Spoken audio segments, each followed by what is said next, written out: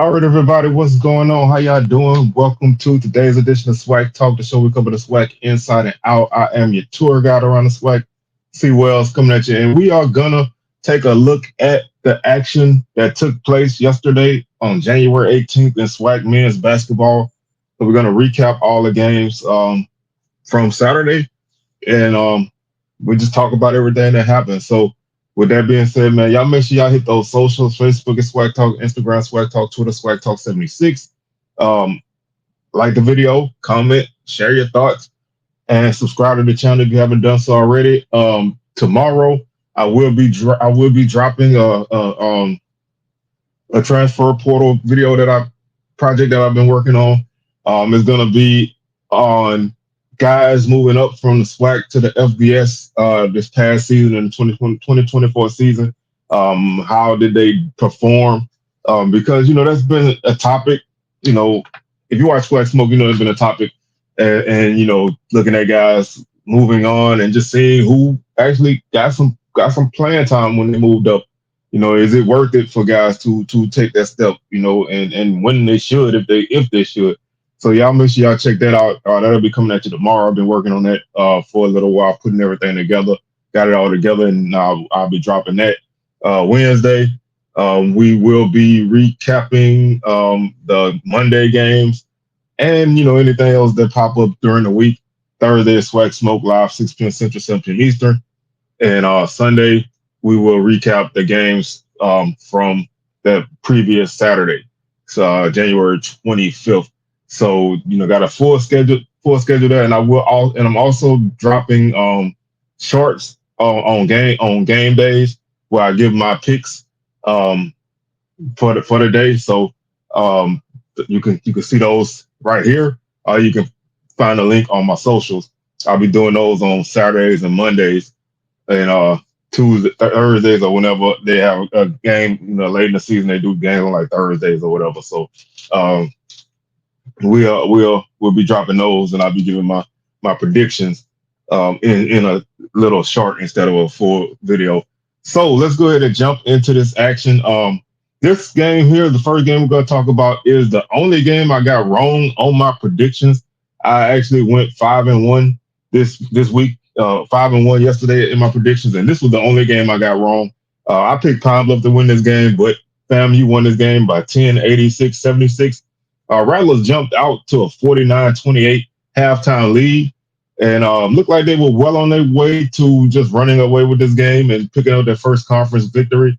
But Pine Bluff made a spirited run at it and outscored the Rattlers 48-37 in the second half, giving the Rattlers a final margin of 10 points, 86-76.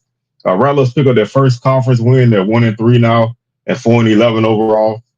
Pine Bluff is 3-14 overall and 0-4 in conference. So, kind of still a rough go for Pine Bluff, but they were led by Dr. Bradley. He had 24 points and 12 rebounds. He had a big game. Also had 7 assists, almost had a triple-double. Had a really good game, 3 steals as well, and 1 block. Really, really good game for him. 9 of 15 from the field, 0 for 1 from 3. 6 of 15 from the free throw line. Like I said, he had 12 rebounds and 7 assists. So just a really, really solid game for him. The only other double-digit scorers Pine Bluff had was Dante Sawyer. He had 12 points off the bench. He was 5 of 7 from the field, 1 of 1 from 3, and 1 of 1 from the line. He also had 3 rebounds as well. Pine Bluff finished the night with 35 rebounds, 24 fouls, 12 assists, 10 turnovers, 2 blocks, and 10 steals. Golden Line shot 46% from the field, 44% the first half, 47% the second half. They shot 26% from 3. They were 1 of 8 in the first half. And that's part of the reason why they fell behind big. And they were 5 of 15 in the second half, giving them a 6 of 23 mark for 26%. Free throws were their downfall in this game. They were only 3 of 12 in the first half for 25%. Second half, they were 7 of 11 for 63%, putting them at 43% for the game, 10 of 23. Poor three-point shooting and poor free throw shooting is going to kill you in games, especially on the road. You just can't really do that. They finished with 46 points in the paint, 18 points over turnovers, 10 second chance points, 17 fast break points, and 26 bench points. This game had one tie and no lead changes. Rattlers were led by Sterling Young, who had a tremendous game. He had 37 points on the night, 12 of 18 from the field, 7 of 10 from three, and 6 of 8 from the line. He also had 3 rebounds, 2 assists on the night, and they also had 3 other guys in double digits. So the Rattlers had 4 guys in double figures. Milton Matthews had 11, Roger Coffey the third had 11, and Jordan Chapman had 11. Um, Matthews was 3 of 10 from the field, 2 of 8 from three, 3 of 4 from the line. He had 4 rebounds and 2 assists and 1 block. Coffee was 3 of 7 from the field, 2 of 3 from the 3 point line, 3 of 4 from the free throw line. He had 6 rebounds, 4 assists for him, and 2 steals. And Chapman had 3 of 8 from the field, 1 of 4 from three, 4 of 6 from the line. He had 7 rebounds and 4 assists. Saeed Burnside led the team with 10 rebounds, and the Rattlers finished with 37 rebounds, so they won the rebounding battle by 2. And they finished with 19 fouls, 16 assists, 15 turnovers, 6 blocks, and 4 steals. They would shoot 53% in the first half from the field, 47% in the second half, giving them a mark of 51%, so a really good shooting night for them. They shot 56% from three in the first half, 9 of 16. They were 4 of 11 in the second half for 36%, giving them a overall game mark of 48%, 13 of 27. And they were 67% from the free throw line on the game, 21 of 31. They were 76% in the first half and 61% in the second half. They finished with 24 points in the paint, 4 points over turnovers, 4 second chance points, 10 fast break points, 15 bench points. And this was the kind of game they needed. Like I said, I only had one real viewing of FAMU, and they didn't look good in that game. So I was wondering if it was like just an off night, or if this team would just not be a good team. And it I don't know. It's still early to say, but I think that was more of an off night than anything. I think this team is gonna be above where they are right now. I don't think they're going to be a team that's floundering at the bottom of the standings. And when you got a guy like Sterling Young who can go for 37, I think that is that's a guy who can help carry you in games. Pine Bluff still hasn't been able to put it together. They have always been recently been a team that can score. They just don't really stop anybody, and that's kind of still the way that it is. And falling behind big in a game, and kind of chipping away the lead and making it look closer. It's a tough way to go, but they have to figure out some things and figure out some things fast, because the slate doesn't get any easier for them moving forward. Our next game that we have is we're going to stay in the state of Florida, and this is Bethune-Cookman beating Valley. Wildcats get a bounce back win from their loss to Southern on Monday. They won this game 83-58. They led by 21 after the first half, 42-21. And then they outscored Valley by 4 in the second half, 41-31, to win this game 83-58. Delta Devils dropped to 2-16 and 0-5 in conference. Wildcats improved to 6-11 and 3-1 in conference. Alvin Stredick led Valley with 19 points. He was 7 of 14 from the field, 0 for 1 from three, 5 of 7 from the line. He had 4 rebounds, 2 assists on the night. Also, Donovan Sanders had 14 points and 6 rebounds and 6 assists, and 4 steals. So really, that's a stat sheet stuffing kind of game. 5 of 13 from the field, 2 of 6 from three, and 2 of 4 from the line. Also in double figures was Arthur Tate with 10 points. He had 5 rebounds as well, 2 assists. He finished 4 of 10 from the field, 0 for 3 from three, and 2 of 2 from the line. Valley was led in rebounding by Sanders. He had 6 rebounds to lead the team. The Devils finished with 31 rebounds, 21 fouls, 14 assists, 15 turnovers, no blocks, and 6 steals. They shot 30% from the field in the first half, 8 of 26, 15 of 26 in the second half, for 57%. And they shot 44% overall, 23 of 52. They were 1 for 6 from the 3-point line in the first half for 16%, 2 of 10 in the second half for 20%, giving them a mark of 3 of 16 for 18% on the game. And they shot 56% from the free throw line, 9 of 16. They were 4 of 6 in the first half for 66% and 5 of 10 in the second half for 50%. They finished with 38 points in the paint, 9 points over turnovers, 9 second chance points, 8 fast break points, and 13 bench points. This game had no ties and no lead changes. Trey Thomas led the Wildcats with 22 points, 3 rebounds, 2 assists. He finished 9 of 12 from the field, 4 of 7 from 3. Um, also, Daniel Ruzon finished with 13 points and 5 rebounds. And he was 5 of 10 from the field, 1 for 1 from 3, and 2 for 3 from the line. And Reggie Ward had 10 points and 8 rebounds. Those 8 rebounds led the team. He also had 5 assists on the night and 1 steal, shooting 3 of 9 from the field, 1 for 3 from 3, and 3 of 4 from the line. And off the bench, Gianni Hunt had 11 points and 4 rebounds and 4 assists and 3 steals. So, really good game for him off the bench. 4 of 7 from the field, 1 of 3 from 3, and 2 of 4 from the line. Wildcats finished with 33 rebounds, winning the rebounding battle by 2, 15 fouls, 22 assists. Really, really, really great game sharing the ball for this team. 11 turnovers. That's a solid number. 4 blocks and 11 steals. They shot 62% in the first half, 18 of 29. Cooled off a little bit to 48% in the second half, 12 of 25, putting them at 30 for 54 on the game for 55%. They shot 50% on the game from 3, 5 of 10 in the first half, and 6 of 12 in the second half. So they were 11 for 22 on the game. Great, great, great 3-point shooting there. Free throw shooting was kind of up and down and kind of unusual for Bethune-Cookman because they're typically a really good free throw shooting team. They were 1 for 5 in the first half for 20% and 11 of 15 in the second half for 73%, putting them at 12 of 20 for 60%. On the game, they finished with 26 points in the paint, 18 points off of turnovers, 10 second chance points, 15 fast break points, and 30 bench points. So, this, like I said, this was a great bounce back win for Bethune-Cookman. When you play a team like Valley, you really need to kind of take care of business, and don't mess around with them. And that's what the Wildcats did. They didn't mess around. They took care of business and they got the win. And they move on to their next game. Texas Southern defeated Alcorn by a score of 66 to 57. This game was a lot closer than it probably should have been. A 9-point deficit is not, it's not extremely close, but when you look at Alcorn only scoring 12 points in the first half, this game really looked like it could get extremely ugly. TSU led the game by 22 at the half, 34 to 12.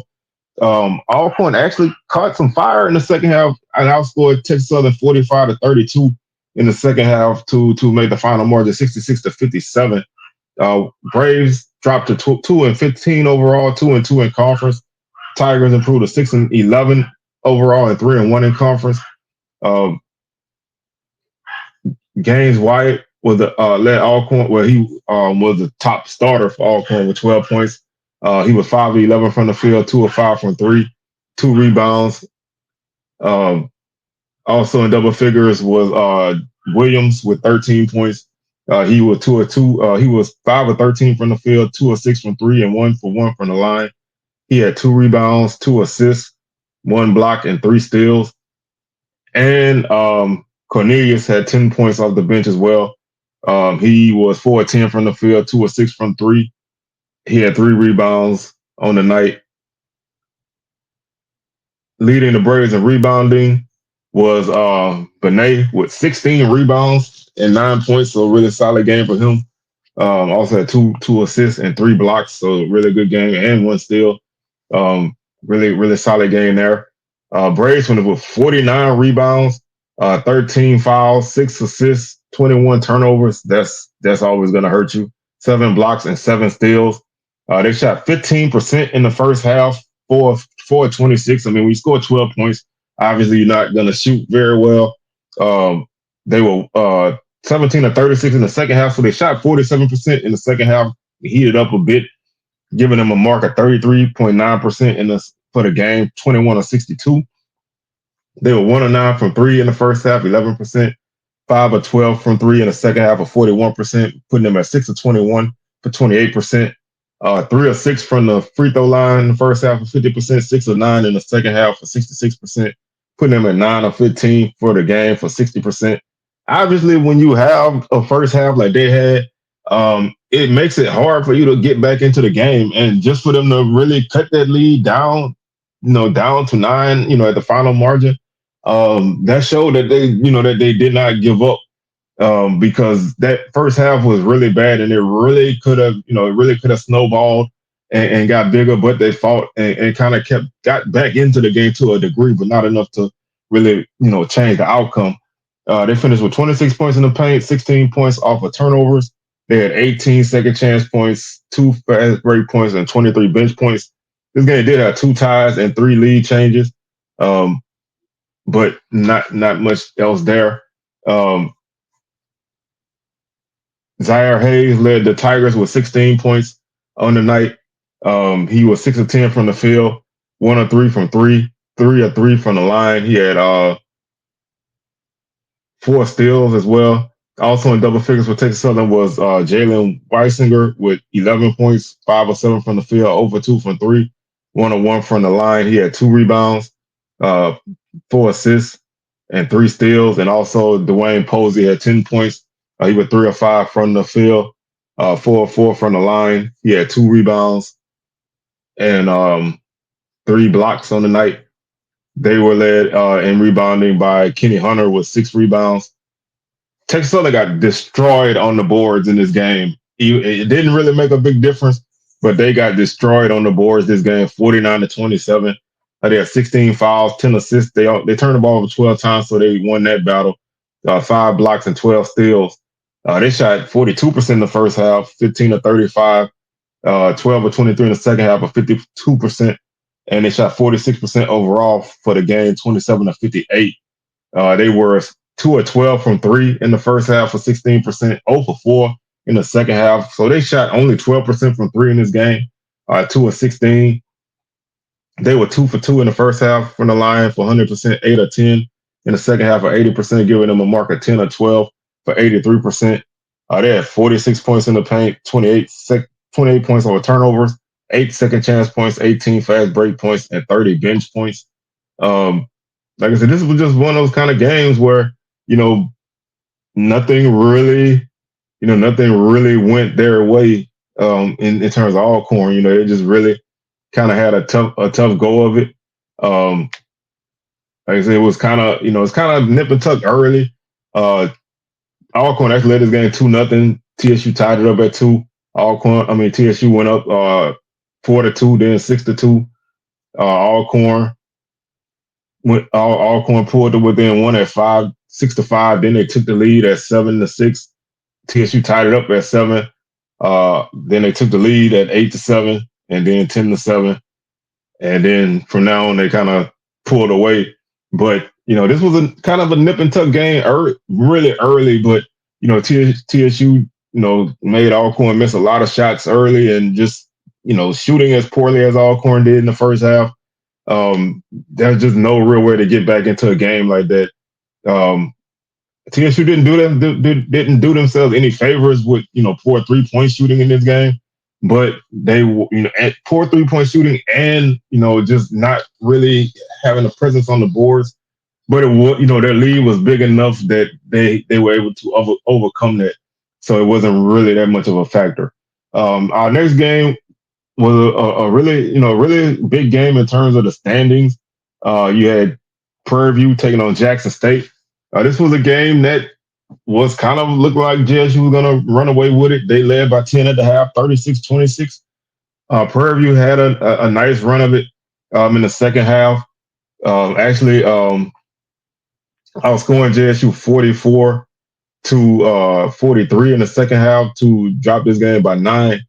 And this game actually JSU, like I said, they had built up a lead. Prairie View cut into the lead, and PV actually took the lead at one point, and looked like they were going to pull away. They took a 48-46 lead with about 12 minutes left in the game.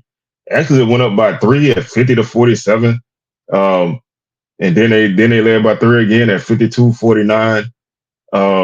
and then three again at 54, 51, and then 53, 56. So they never could get it beyond 3 or 4 points. They went up by four with 8 minutes and 10 seconds left in the game at 50, 59, 54. Um, JSU tied it up at 59. PV went up by two again. JSU would tied up at 61. Then JSU would take the lead again at 63. And then that's when they kind of was able to pull away from that point on. So when JSU retook the lead at 63-61 with 5 minutes and 41 seconds left in the game, Prairie View actually uh, took the lead back at 5 minutes and 27 seconds at 64-63. And then when JSU took the lead at 65-64, they would never drop that lead again, and ultimately would end up winning this game by 9. This was a very competitive game. It looked, like I say, first half, it looked like JSU was going to run away with it. But the Panthers continued to fight, and they got themselves back in it. But JSU took those punches and made a good response. Both JSU improved to 4-13 overall, 4-0 in conference. Prairie View dropped to 4-14 overall, 3-2 in conference. Deshaun Ruffin had 26 points for the Tigers, three rebounds, 2 assists, and he finished 7-14 from the field, 4-6 from three, and 8 of 8 from the line. Shannon Grant had 11 points and 5 rebounds. He had 5 or 6 shooting from the field, 1 for 3 from the line. Ramel Mansell led the Tigers with 7 rebounds. And also Kevion Hunt had 14 points off the bench. He was 4-10 for the game from the field, 0 for 2 from 3, and 6 of 6 from the line. He also had 2 rebounds, 2 assists.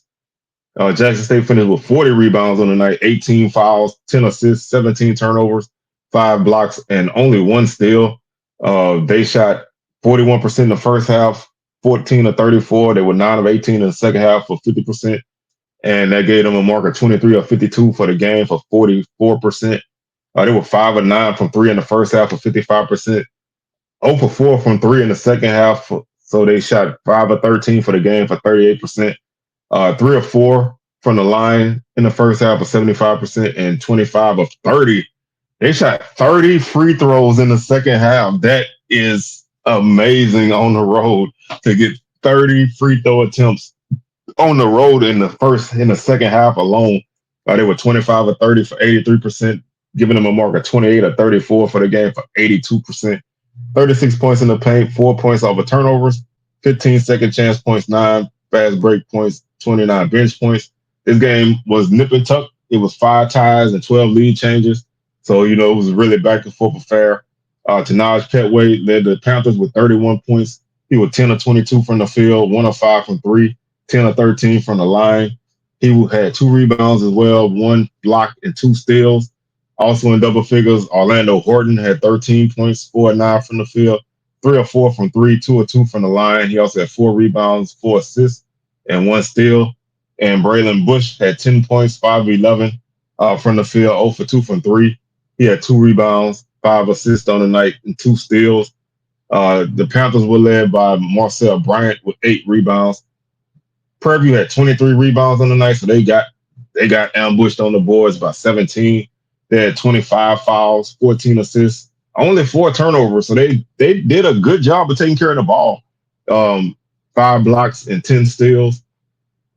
They shot 37% in the first half, 10 of 27, 16 of 35 in the second half, 45%, giving them a mark of 26 of 62 for the game for 41%. They shot 2 of 8 from 3 in the first half for 25%, 2 of 7 in the second half for 28%, 4 of 15 for the game for 26%, 4 of 6 from the field, from the free throw line for the Panthers in the first half, 66%, 10 of 13 in the second half for 76%. They were 14 of 19 for the game for 73%. And they finished with 38 points in the paint, 20 points over turnovers, 10 second chance points, 6 fast break points, and 25 bench points. Like I said, once JSU kind of took that last punch and started their run, the Panthers really couldn't overcome that, and they dropped this game. which was like I said, it's still early. We're only in the third weekend of conference play, but we starting to get toward the end of the month. So I would say in the next week, 2 weeks, you really can start to get a real idea of who these teams are. So it's still a little early, but that was a game at home that I think they needed, especially with them being a team kind of playing above their heads a little bit. I think you needed that win, at home, because you really want to come out that home slate 2-0. But now now you need a win on Monday to kind of keep yourself in the mix. Um, a game that looked like again like it was gonna be a blowout, that turned out to be a loss. Was Alabama A&M dropping a 69-65 more deficit, well, a 69-65 game to Alabama State. The Bulldogs led this game 37-24 at the half. Hornets, great second half, outscored the Bulldogs 45-28 to win this game by 4. Hornets improved to 7-11 overall, 3-2 in conference. Bulldogs dropped to 6-12 overall and 2-3 in conference. Kind of looking at how this second half went, um, Bama State they kind of came out on fire early, cutting the lead down to 9. With 18-23 left in the game, Bulldogs would be able to lead back up to 10. Bama State would cut the lead down to 8 and then to 6. And then Bulldogs would get it back up to 8. Hornets would drop it to 9 at 35, drop it to 5 at 45, 40-35. That was with 16 minutes and 2 seconds left in the second half. Bulldogs would get it back up to 7. And then the Hornets would cut it back down to 4 at 38-42 with 14:03 left in the game. Bulldogs get it back up to 6.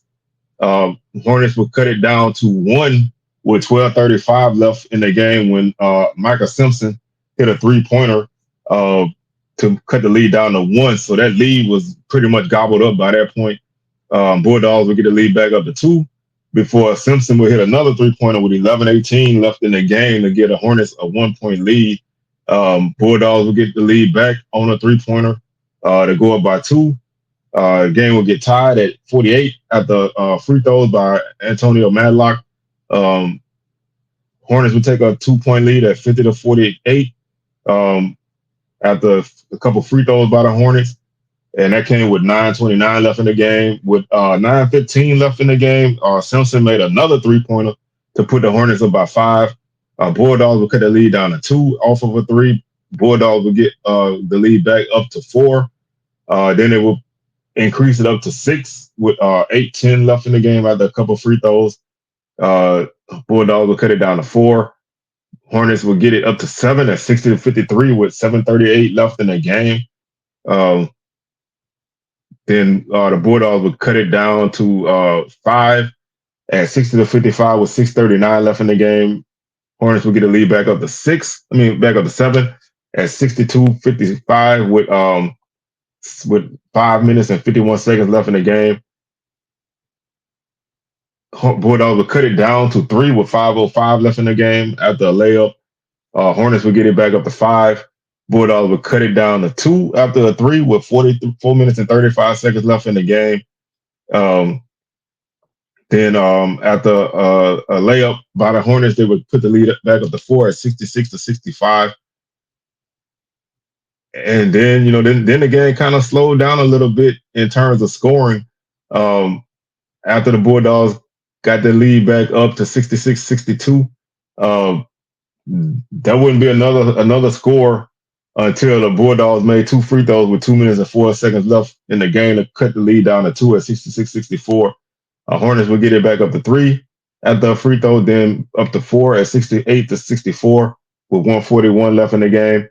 And that would not be another score until 58 seconds left in the game when the Bulldogs would make a free throw, getting the lead down to 3. And then with 4 seconds left in the game, the Hornets would make one free throw to make the final margin 69-65. So this game really slowed down in the last 3 or 4 minutes of the game. The scoring really slowed down, and it kind of became, a battle of attrition and will.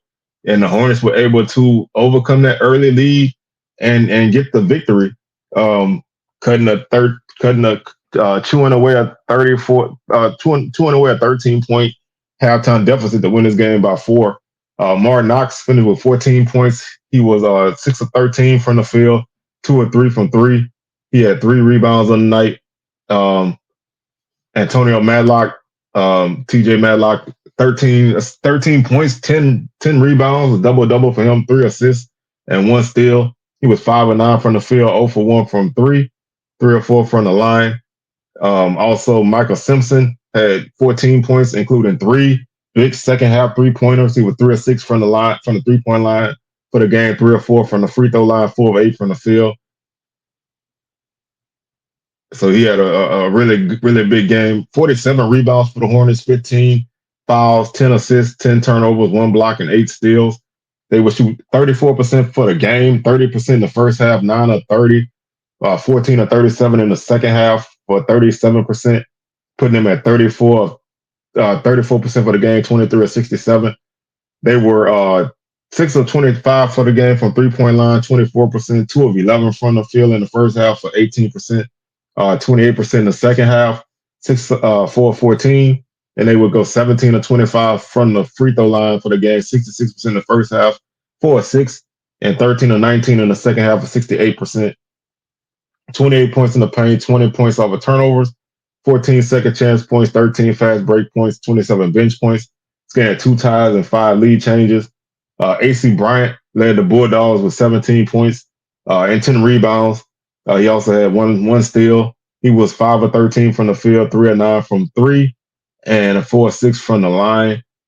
And he was the only Bulldog in double figures, as they really kind of had more of a balanced attack, but they were unable to hold that lead. They finished with 41 rebounds, losing the rebounding battle by 6. They had 21 fouls, 12 assists, 15 turnovers, 8 blocks, and 4 steals. They would shoot 14 of 36 in the first half for 38%. They shot 26% in the second half, 7 of 26, 21% for the game, 33%, 21 of 62 for the game for 33%. They were 6 of 18 from the 3-point line in the first half for 33%, cooled off 3 of 15 in the second half for 20%, giving them a 9 of 13 mark for the game for 27%. They shot 70% from the free throw line, 14 of 20. They were 3 of 4 in the first half for 75%, 11 of 16 in the second half for 68%. They finished with 22 points in the paint, 7 points off of turnovers, 13 second chance points, 2 fast break points, and 25 bench points. Like I said, this game was a game that really looked like Bulldogs were gonna run away with it. Hornets never gave up and got themselves back in the game and got them a big win. The final game we had on the day was probably the wildest game, even with a game that had a couple games that had comebacks and runs. The Southern Grambling game was probably the craziest game that I've ever seen in person. This was a very physical game, not a surprise. When these two teams hook up, it was a close game again. Not really a surprise when these two teams hook up. Grambling actually, they actually led early by 6, I believe. No, I think the biggest lead in the first half was 7 at 15-8. Southern would cut it down to 1, and then take the lead at 17-15. And then from then on, Southern would kind of hold that lead and ultimately go into the half with the lead. They would lead at the half 31-27. Southern would outscore Grambling in the second half 36-33. But the second half, Grambling really kind of controlled the second half. Southern would kind of get the lead up. They got the lead up to 11 at a couple points. I think 12 might have been their biggest lead, if I'm thinking correctly. Or it might have been 11. I think 11 was their biggest lead in the game before Grambling. Southern led by 11 with where Southern led by 12 at 44-32 with 13:21 left in the game. Before Grambling kind of cut into the lead, they would get the lead down to 3 at 44-41. Before Southern would get the lead back up to 5, they would cut it down to 3. Southern would get it back up to 5. Grambling would get the lead down to 3 again. Southern would get it up to 5. Southern would go about 6 at 51-45 with 7:54 left in the game. Grambling would cut it down to 3. Southern would Grambling would cut it down to 3, then cut it down to 1 with 5 minutes and 41 seconds left in the game. Southern would get the lead back up to 6 with 4:42 left in the game. Grambling would get with Southern would then go up by 8 at 58-50 with 2:53 left in the game. Grambling would cut it down to 5 and then down to 3, and then they would cut it down to 2, and then ultimately cut it down to 1 with 1:16 left in the game before Southern will go up by 3, 60-57 with a minute and 8 seconds left in the game. Grambling would actually tie the game up at 60 after Mikael Stevenson 3-pointer with 13 seconds left in the game, and then the game got crazy. Southern would get the ball with about 11 seconds left in the game, and basically they would Michael Jacobs would get the ball for Southern, kind of dribble the clock down, drive to the basket, get fouled. Whether that foul should have been called or shouldn't have been called, that always is up for debate in those situations in a game. But Coach Jackson from Grambling, he kind of went ballistic, got 2 checks, got thrown out. Southern would make the 4 technical free throws. Then Grambling would get another technical foul, and then that would kind of give Southern a couple more free throws. So Southern would get 2 more free throws and go up 66-60, and then they would make 1 more free throw to take a 67-60 lead at the end of the game. That's one of the craziest endings I've seen. It was a really spirited game. Like I said, when Southern Grambling hook up, you're always going to have those crazy matchups. A foul call that late in the game, it's always debatable if it should be called. Sometimes, refs swallow whistles at that point. I felt like the game was, a lot more physical in certain points of the game. And then other times it would be a little bit more touchy-feely. And so I think, with them maybe letting that foul go most of the time and then calling it then, I think that could have been a issue for Coach Jackson. But seven free throws with 0.8 of a second to go from possibly going into overtime to losing by 7. That is one of the craziest endings that I've seen. Just really, game really was on the verge of kind of getting out of hand in terms of emotion and everything at the end. But I salute the Grambling's coaching staff and their team, their leaders on their team for keeping their guys kind of from going over there. Salute the Southern and their leaders and coaches for kind of keeping their guys out of the mix. So nothing really became more than what it was. And it kind of puts a weird damper on the end of a game, but it's still a big victory for Southern as they snap a losing streak to Grambling, and getting a much needed win for them. Southern improved to 10-8 overall, 5-0 in conference. Grambling dropped to 4-14 and 1-4 in conference. Antoine Burnett had a good game for Grambling, 15 points and 14 rebounds, 7 of 11 from the field, 1 of 1 from 3. He had 2 steals as well. Contavious Dozier had 13 points, 3 rebounds, and 3 assists. He was 4-9 from the field, 0 for 2 from 3, and 5 of 8 from the line. Those were the only 2 Tigers in double figures. Grambling finished with 31 rebounds, 18 fouls, 8 assists, 16 turnovers, 3 blocks, and 10 steals. They would shoot 9 of 26 from the first half for 34%. 10 of 23 in the second half for 43%. They were 19 of 49 for the game for 38%. Grambling still not shooting the way I would expect them to shoot. Like I said, this team is still, kind of finding who they are. I don't really think this team is as big as most Grambling teams are, but they still are very physical, and that shooting is not quite there, especially from outside. They were 1 for 7 for the first half for 14%. They were 3 of 8 in the second half for 37%. 4 of 15 for the game for 26%. They were 8 of 10 from the line in the first half for 80%, 10 of 11 in the second half for 90%. So they shot 85% from the free throw line, 18 of 21 finished with 22 points in the paint, 17 points over turnovers, 9 second chance points, 5 fast break points, and 16 bench points. They've had this game had 3 ties and 1 lead change. Um, Joe Manning had 10 points for Southern. He also had 1 assist and 1 block. He was 4 of 7 from the field, 1 of 1 from three, and 1 for 1 from the line. Uh, Damari Jones led Southern with 15 points off the bench and 9 rebounds as well. He also had 1 block and 1 steal. He was 7 of 7 from the field, 1 of 3 from the line. Cam Amory had 13 points and 4 assists for Southern off the bench. He also had 2 rebounds. He was 3 of 10 from the field, 2 of 7 from three, and 5 of 6 from the line. Southern had 33 rebounds, so they won the rebounding battle by 2. They finished with 18 fouls, 13 assists, 15 turnovers, 7 blocks, and 8 steals. Southern shot 13 of 28 for the first half of 46%, 11 of 27 for the game. For the second half of 40%, shooting 43% for the game, 24 of 55. They were 2 of 10 in the first half from three for 20%, 3 of 8 in the second half for 37%. They will finish 5 of 18 for the game for 27%.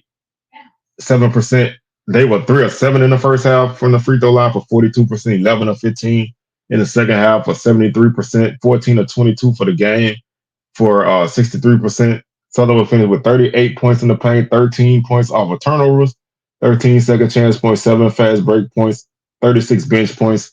I've been saying, the last couple shows that Southern's bench is probably their strength.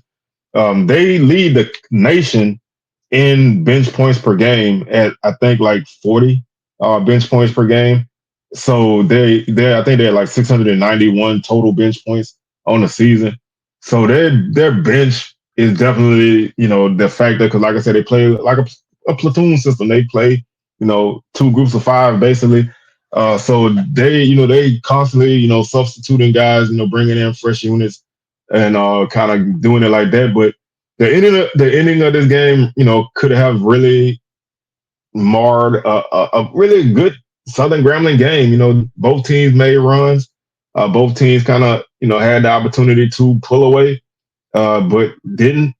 And so, they, even though, at one point Southern built a big lead and Grambling was able to chip away at it, which, is never a surprise because the last few times Southern and Grambling played, Southern's had double-digit leads and Grambling chewed them up.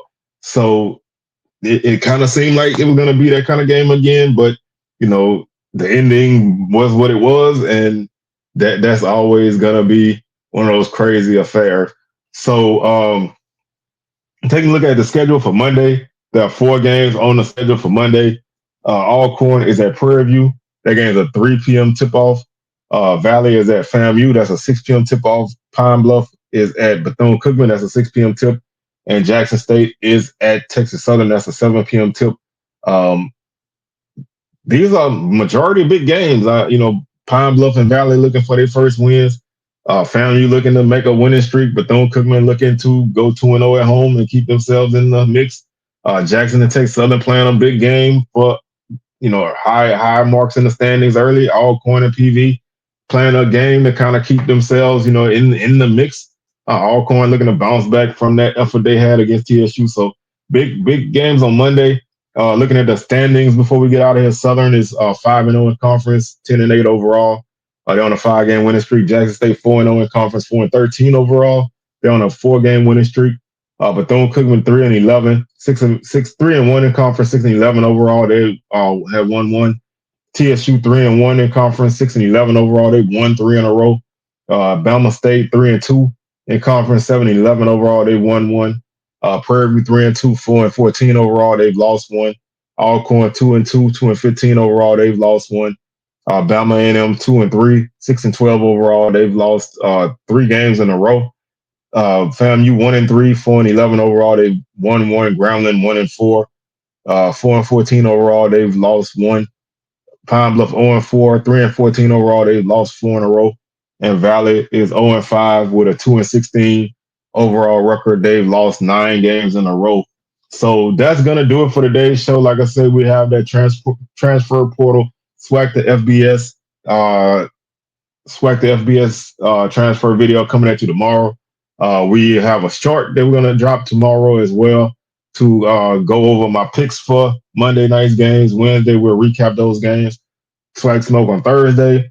Drop a short on Saturday before the Saturday games to give my winners, and then we'll recap the Saturday's games on Sunday. So with that being said, man, I'm your tour guide around the Swag signing out, and I will catch y'all on the rebound. Peace.